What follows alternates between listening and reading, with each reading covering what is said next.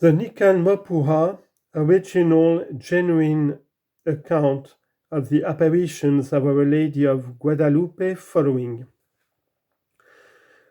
When Juan Diego arrived at the bishop's house, the doorkeeper and the governing priest, other servants, went to meet him. He begged them to tell him that he wanted to see him, but none of them was willing. They didn't want to listen to him, or perhaps because it was still very dark, or maybe because they knew him by now and all he did was bother and inconvenience to them. And their companions had already told them about him, the ones who lost him when they were following him. For a long, long time he waited for his request to be granted. And when they saw that he was simply standing there for a very long time, his head down, doing nothing, in case he should be called, and how he was carrying something in the hollow of his tilma, then they came close to him to see what it was he was bringing, and thus satisfy their curiosity. And when Juan Diego saw that there was no way he could hide from them what he was carrying, and that therefore they would harass him, push him, or perhaps beat him, he gave them a little peek, and they saw that it was flowers. And when they saw that they were all fine, different flowers like those from Castile, and that it wasn't the season for them to be blooming, they admired them greatly. How fresh they were, with their buds open, how good they smelled, beautiful. And they wanted to grab them and pull a few out. They dared to try to take them 3 times, but there was no way they could do it, because when they tried they couldn't see them anymore. Instead, they looked painted or embroidered or sewn into the tilma. They went immediately to tell the governing bishop what they had seen, and how the lowly Indian who had come the other times wanted to see him, because he had been waiting a very long time there for permission, because he wanted to see him. And the governing bishop, as soon as he heard this, already had it in his heart that was the sign to convince him, so he would carry out the work that the humble man had asked of him. He immediately ordered that they let him in to see him. And having entered, he prostrated himself in his presence as he had done before. And again he told him about all he had seen, what he had admired, and his message. He said to him, "My Lord Governor, I have truly done it. I carried out your orders. I went to tell the lady, my mistress, the heavenly maiden, Saint Mary, the beloved Mother of God, that you asked for a sign in order to believe me, so that you would make her sacred little house there where she asked that you build it.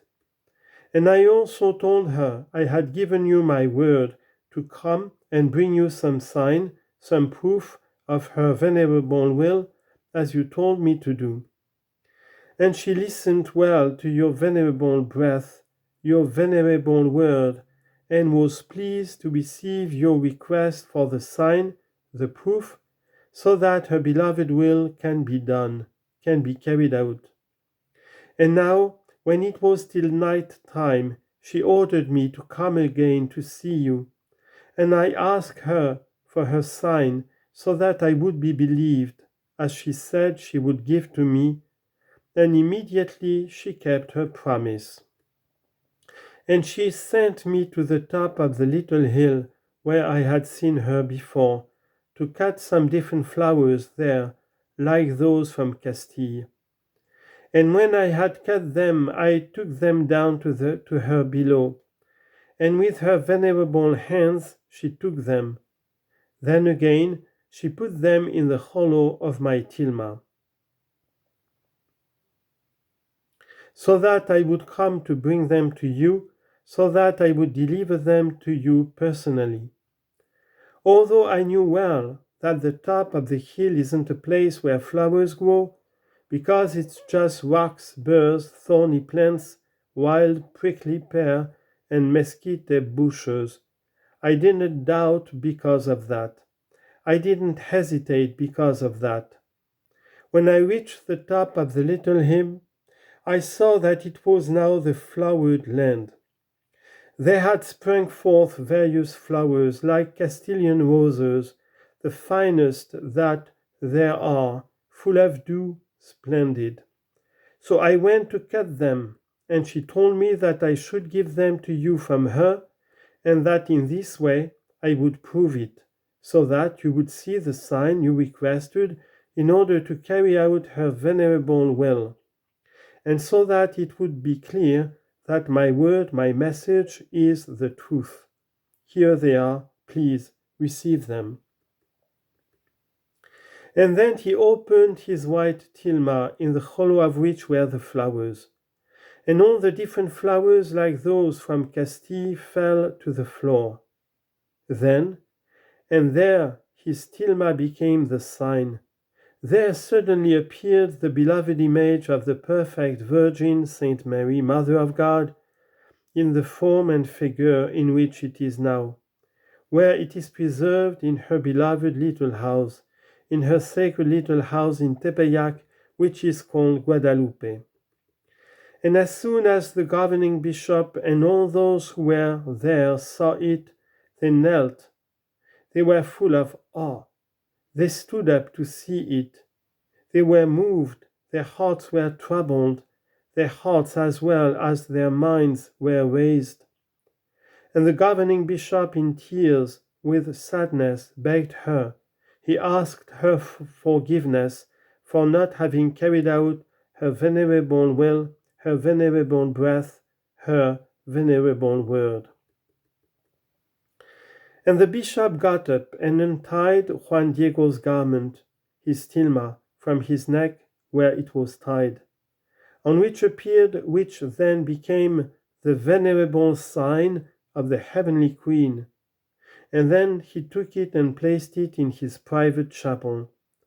And Juan Diego still stayed for the day in the bishop's house, who still kept him there.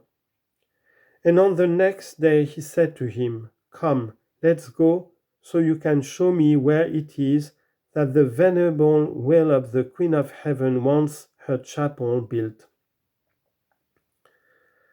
Immediately the order was given to build it.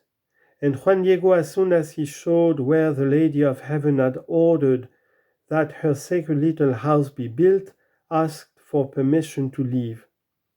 He wanted to go home in order to see his uncle Juan Bernardino, who was very ill when he left him, and he had gone to call on one of the priests in Tlatelolco to hear his confession and prepare him, the one whom the Queen of Heaven had told him had already been cured. But they didn't let him go alone. Instead, people went with him to his house. And when they arrived, they saw that his venerable uncle was healthy. Absolutely nothing pained him. And he, for his part, greatly admired the way in which his nephew was so accompanied and honored. He asked his nephew why this was happening, that they so honored him, and he told him how, when he left to go call on a priest to hear his confession to prepare him, there in Tepeyac, the Lady of Heaven appeared to him, and she sent him to Mexico City to see the governing bishop, so that there he would build her house in Tepeyac. And she told him not to worry, because his uncle was already cured, and this very much consoled him. His uncle told him it was true that she healed him at that exact moment, and he saw her in exactly the same way she had appeared to his nephew. And she told him that she was also sending him to Mexico City to see the bishop, and that also when he went to see him, he should reveal absolutely everything to him. He should tell him what he had seen, and the wonderful way in which she had healed him,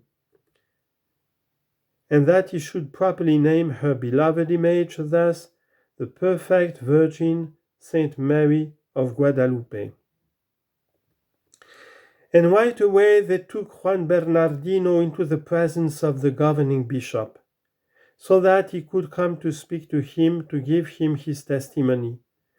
And together with his nephew, Juan Diego, the bishop lodged them in his house for a few days, while the sacred little house of the Heavenly Maiden was built there in Tepeyac, where she revealed herself to Juan Diego. And after some time, the Reverend Bishop moved the beloved image of the Heavenly Maiden to the main church. He came to take it from his palace, from his chapel, where it had been, so that everyone could see it and admire her precious image. And absolutely everyone, the entire city without exception, trembled when they went to behold, to admire her precious image. They came to acknowledge it as something divine. They came to offer her their prayers.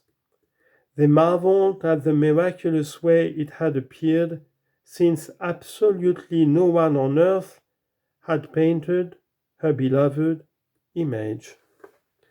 May God bless you all.